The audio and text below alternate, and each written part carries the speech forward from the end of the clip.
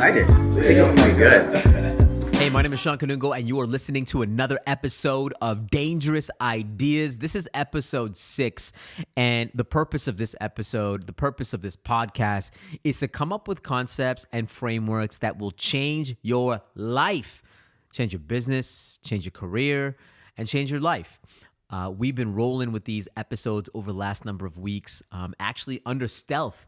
Haven't been promoting them, so this might be the underground versions of it. And the reason why we haven't been promoting it yet, we're gonna wait till a couple episodes later, is because when somebody starts a new podcast, they're like, oh, like I started a new podcast, and then they look into what it's all about, and then they can only listen to one episode, and they might hate the episode, and they might go off. So part of the reason why I am doing this is to get the reps in, because we're going to be doing this for the next decade plus.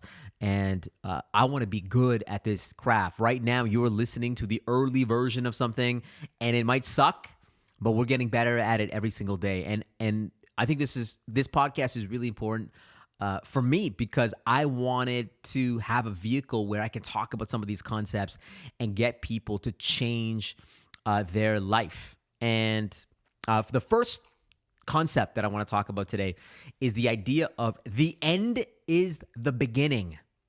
The end is the beginning. What do I mean by this? Of course, as many people know, I've been absolutely obsessed with this artificial intelligence space, generative AI space to be specific, over the last, I'd say, year. And it just keeps on moving every single day. The exponential nature of this is just incredible. And I've been thinking a lot about what this means for work, what this means for processes. And I came up with this concept, which is the end is the beginning. I'll give you an example of this. I remember working in a firm helping organizations with things like websites, where a client would ask you to help them on a website. It would cost $750,000 to do, 1,500 hours of man hours, 4,800 hours of man hours. And so these websites, these are fully functional, responsive websites. This is like for a major company or major financial institution or brand. There's some serious heavy lifting when it comes to these websites. And I remember being in those workshops where you're trying to figure out the prototypes, the personas, the wireframing, all of that took so much work before the actual end product was created. We'd hire developers out of India to help us with this. And we go through this process in order to create the website. And today, because of generative AI, you can get a 10-year-old to literally create 100 different websites using something like Galileo.ai or .io. I think it's Galileo AI, and get a 10-year-old to create 100 different websites. So that becomes the beginning, right? Instead of the end. Like, the AI is the starting point. The AI is the start of the creative process. So whether you are creating a website, whether you're creating a marketing document, whether you're doing a screenplay, use AI as the beginning of the process. Because you can generate hundreds of different starting points, and then who knows where you end up. And to me, this changes everything that we know about work. It changes how we approach our processes, our work. It also changes our organizations. So much of our organizations is built on hierarchy, bureaucracy, meetings. We have meetings before the meetings. We have meetings before the project even starts. Then we have meetings about the project. And then it's just so much back and forth. And it's incredible how much time we waste, how many amazing, brilliant people that are wasting their time in all these meetings when we can just get to the output quicker, and we already have a plan in mind, right? Because we already can see the end deliverable. I'll give you an example of this. So much of my innovation work was within public sector, and I swear to God, I remember being in these rooms where there would be 12 really smart, really talented individuals together. And I would put up a Word document and everybody would just finesse on all the words. They would finesse on how this would sound. And to be honest with you, what a waste of time. And that's why I believe that we need to turn more of our managers, more of our senior managers into builders. Because the reality is, you're going to be managing less work than ever before. You're going to be managing less of the process than ever before. So we need more people to be creatives and builders and makers and visionaries. This is going to change how we fundamentally look at work. And that's why I'm incredibly excited about this space. This brings up another concept or framework that I think will change your life. And it's this idea that everybody in the world has now become a 10x developer, a 10x designer, a 10x writer, a 10x creative. I had an interesting, I guess, spiritual experience this weekend. My 6-year-old is pretty creative, like any kids at 6 years old. They're pretty creative. She loves to draw. And what I did was I opened up my computer and I put her in front of Adobe's new tool called Firefly. Now, what you can do with Firefly, it's a platform where you can create sort of generative art. You can change your images and replace it with generative art. So I didn't even explain to her what she needed to do. I literally just put the tool in front of her. And then I saw her transform somebody's hair into cats. I saw her change a pool and put a whole bunch of balloons in it. And it was a spiritual experience for me because this generative AI space is so easy. It is so simple that a 6-year-old that can't even spell that well, to be honest with you, sorry, Maya, can actually be a 10x creative, a 10x designer. And the unlock for me was there's so many people across this planet that say to themselves, I am not creative. I am not innovative. I don't know how to approach this. And today, the tools are in our hand. It is so easy to come up with visualizations today than ever before. And so if my 6-year-old with no knowledge can do this, with barely any sort of English basic spelling skills can do this, then you can do this too. This turns everyone into a creative. And we're literally on day one of this generative AI space. We haven't even crossed the day yet. And it's just on an exponential scale. So I asked the question, how can you become a 10x whatever you want to be? And you can do that today with generative AI. It's such an exciting space. So let's keep on going with some of the concepts and frameworks. I've been talking a lot about this framework or this concept, which is get people drunk. Get people drunk. The number one question that I get from people, especially after I finish a keynote, is how do I convince somebody else to make a change? How do I convince somebody else to take a path that I'm on, or to persuade them to go on a path that I'm on, this innovation journey? How do I convince somebody? And I believe that you should get them drunk. What does this mean? Part of the reason why people reject new ideas is because they are fearful. They don't understand the journey that you're trying to go on. They don't understand the technology. They don't understand the concept. And to be honest with you, they just come in with their set of beliefs and goals and their view of the world. So the best thing that you can do is to, in that third hour of that drinking session, in that third hour of that coffee, in that third hour of your dinner, it's to actually unlock the truth. And you can really only unlock that in the third hour.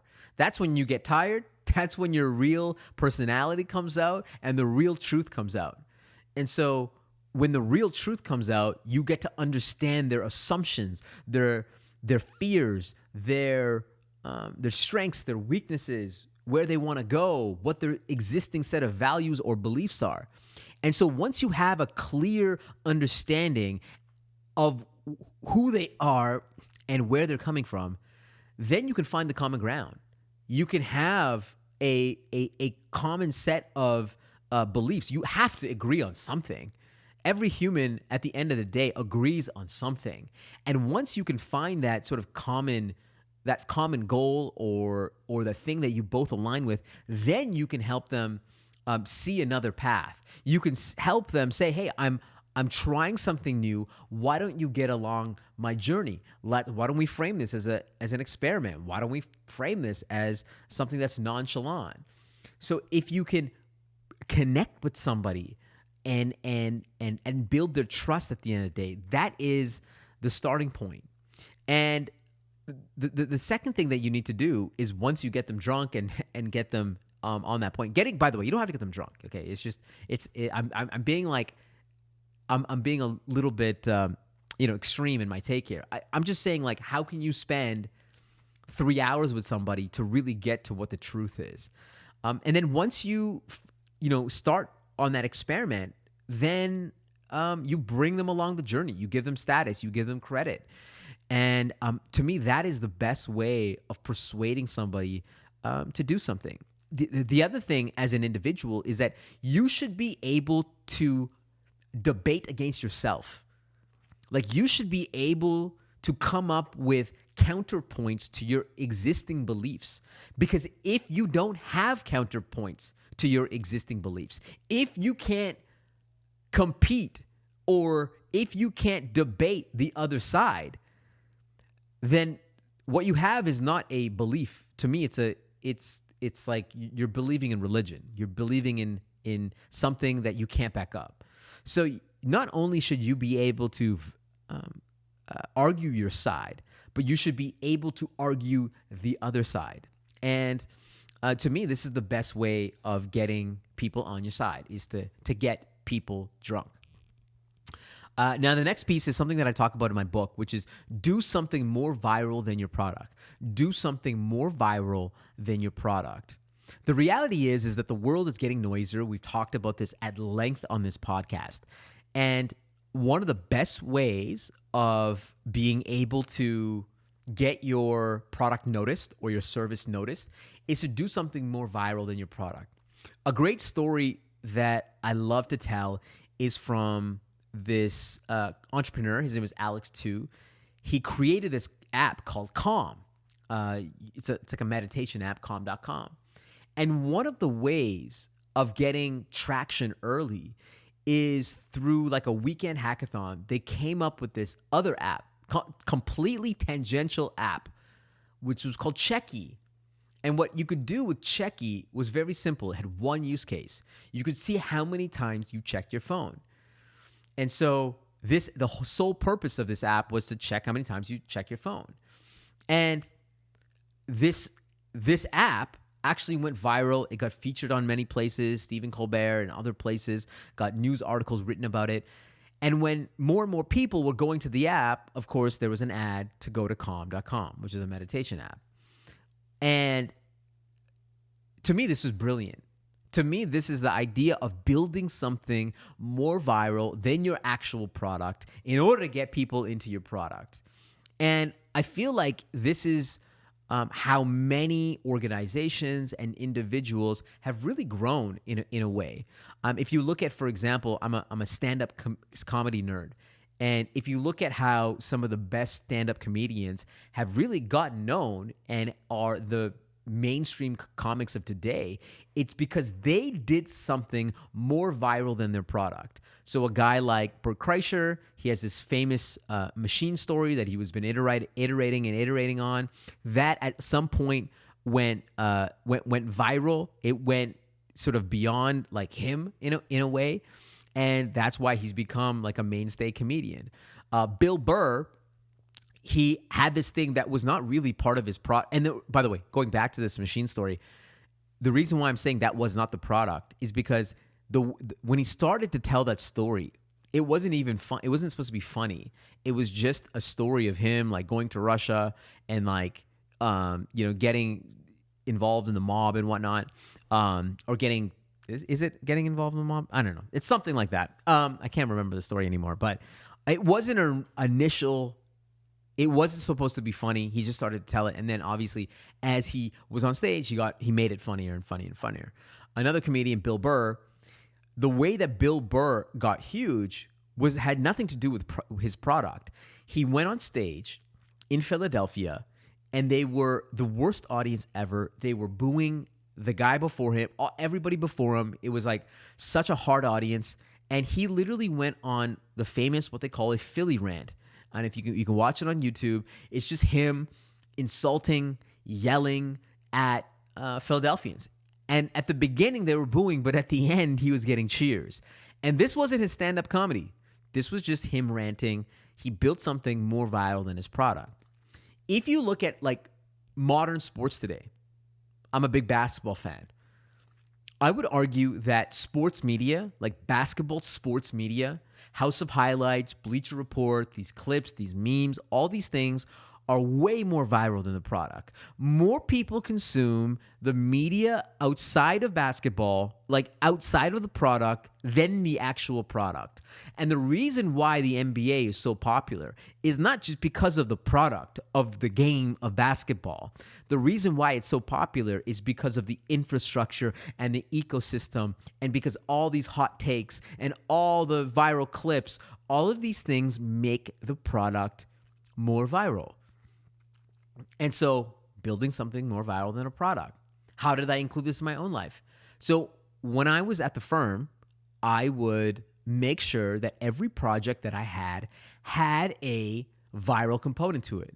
So whether we were working on IBM Watson, using their artificial intelligence, or using drones, to be honest with you, it probably wasn't the core of the project, but the reason why I included these things in the project is because I wanted more people to talk about it, because I wanted something to be more viral than the actual thing that we were doing, so that people could talk about it, that we could, build more momentum around what we were doing. And so to me, this is such a great way of, again, getting more attention to what you're doing. Let me give you another example. Now, I don't know if the Minions movie orchestrated this, but the TikTok, there was like this famous TikTok of a whole bunch of kids dressed up in fancy suits going to the Minions movie. So they would show up to the movie theater with their really preppy fit on. And this became a movement. And of course, the Minions became a massive unexpected hit because of this meme that they didn't even create. But on that note, it's like, how do we orchestrate other people to create a meme around what we're doing? When I was launching my book, The Bold Ones, and this was a failure on my part, but I'm happy to talk about it. Of course, I'm trying to think about how do I make my product, the book, The Bold Ones, more viral than the actual product. And so, when my book was launched, I actually mailed out 500 different books to TikTok stars across the US. And to be honest with you, it was a bit of a fail because, number one, I built some of these relationships so that they can go to the bookstore and they could do something with it. And unfortunately, it wasn't in the bookstore. That's a conversation for another day. It was delayed to get into the bookstore. And we weren't able to create enough momentum around some of these like viral hits around it. But it was taking the whole idea. So sometimes it doesn't work out, and sometimes it happens just like really inorganically, or it doesn't happen so orchestrated in an orchestrated way. But I believe in this concept: build something more viral than the actual product. So the next concept, and it's gonna blow your mind. All right.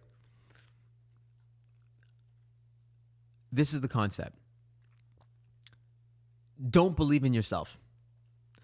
Do not believe in yourself.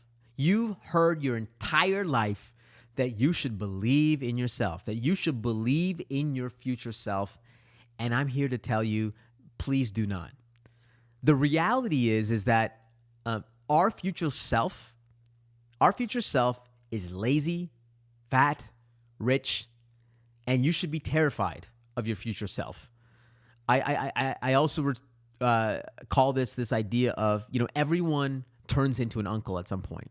Have you seen your uncles, like your parents' friends? That's usually an uncle.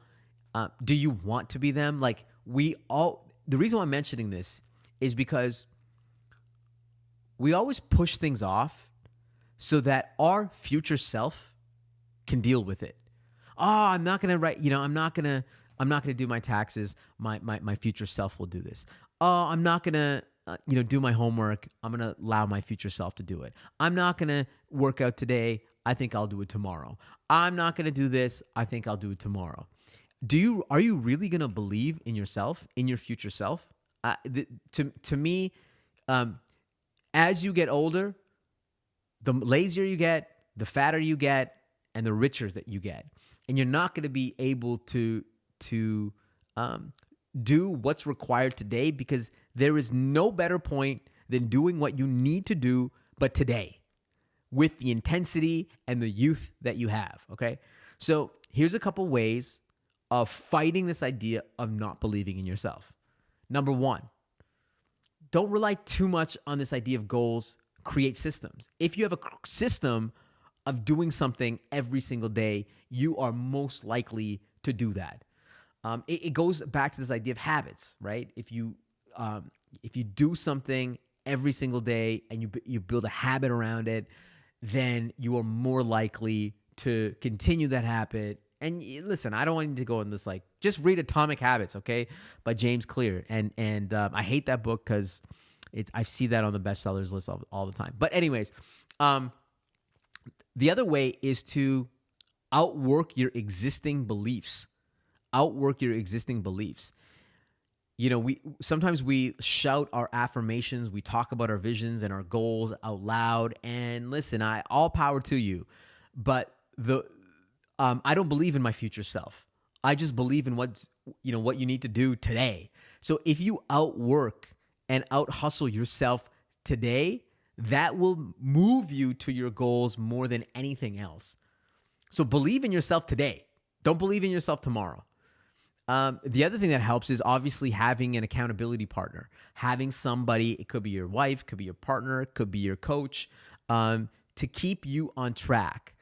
It's not just, you don't have to do it alone. You can have somebody around you to keep you on track. As an example, having, like I have a personal trainer. And listen, I know how to work out, but having a personal trainer is there not to get you fit, but to really keep you accountable at the end of the day. And when you see somebody, you want to put in that effort. And so this idea, don't believe in your future self. I was watching the McGregor documentary on Netflix recently. And Conor McGregor is somebody that has definitely inspired me, just with his swagger, with his confidence. It's been really cool to see how he's built not only an amazing MMA career, but also an amazing business career too. And he said something in his documentary, I think it was episode 2, where he talked about this idea of he would give it all in his workouts. Like, he would give 100%, but in the other aspects of his life, he would just lose a little bit. He wouldn't wake up on time. That was a loss. He would eat this thing that he shouldn't be eating.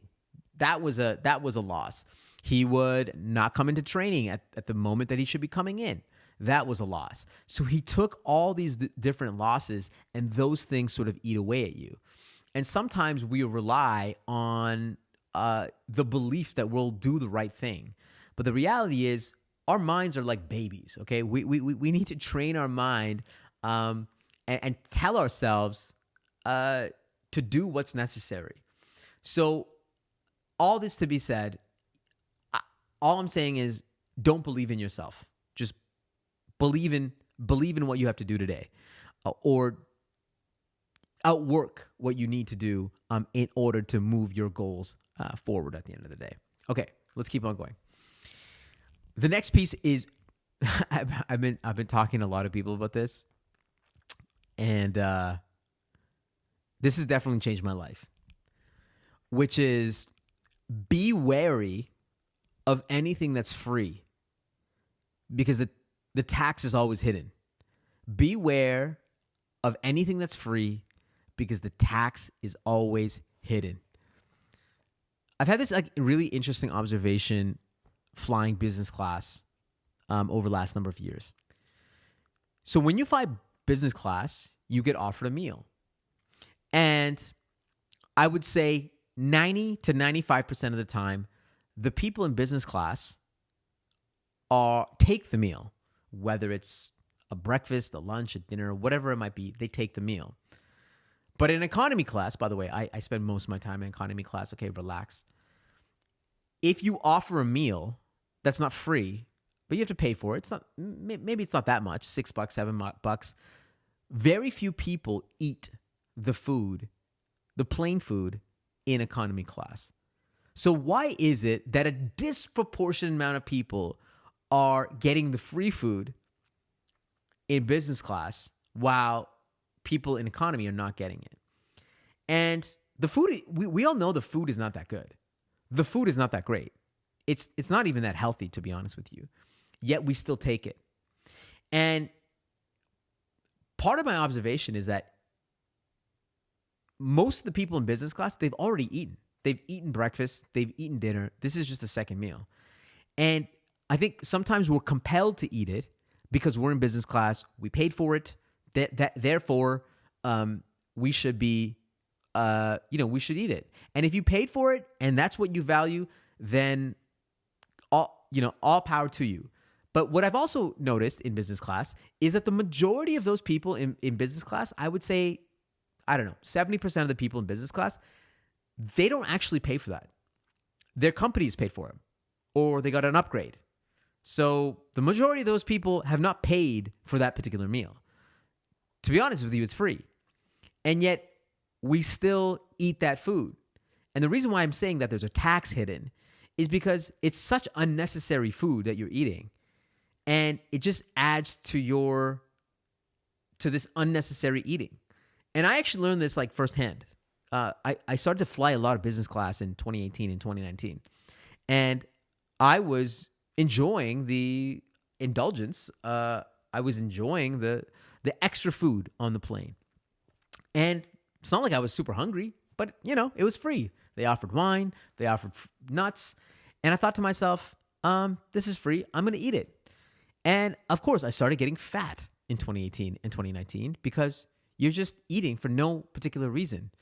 And I learned over time that even though it's free, you shouldn't take it. There's a hidden tax. And in that case, the tax is the calories.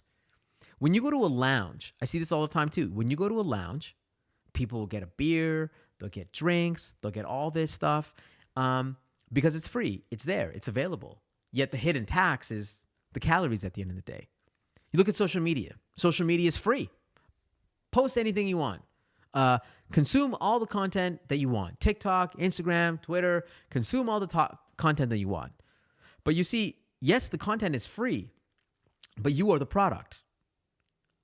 The tax is essentially your time, your attention, and now they can pump advertisements that are related to what you're looking at. And you are the product at the end of the day. They're not only taking your attention, but they're also taking your information. And so really, if something is free, there is a hidden tax.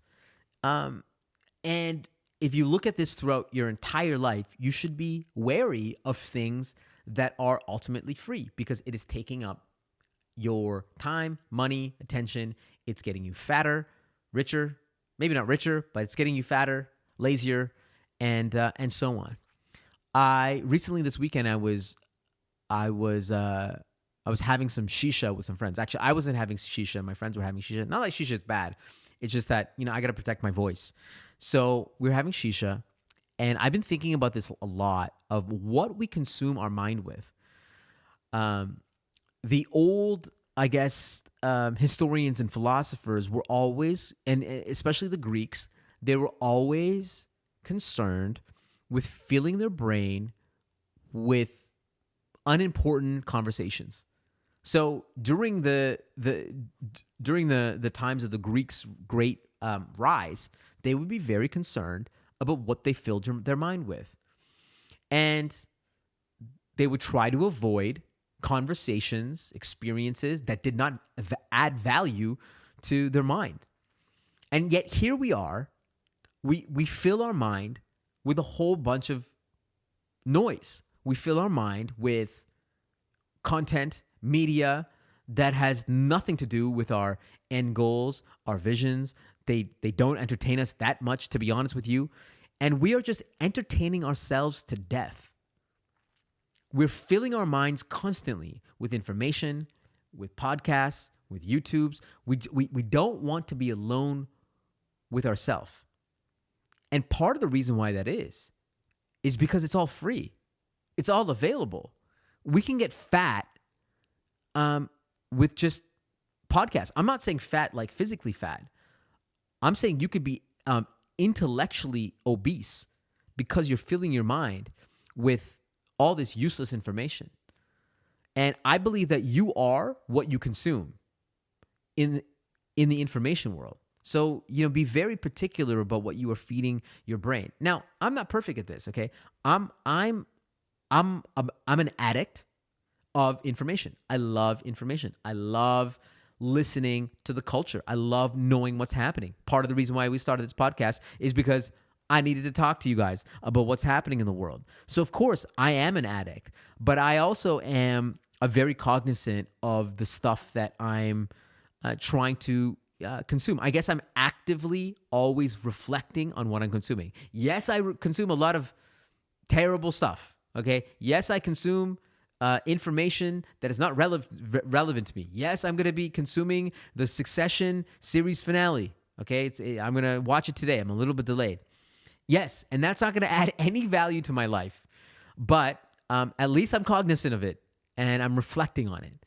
So all this to say is to beware of anything that's free because there's always going to be a hidden tax.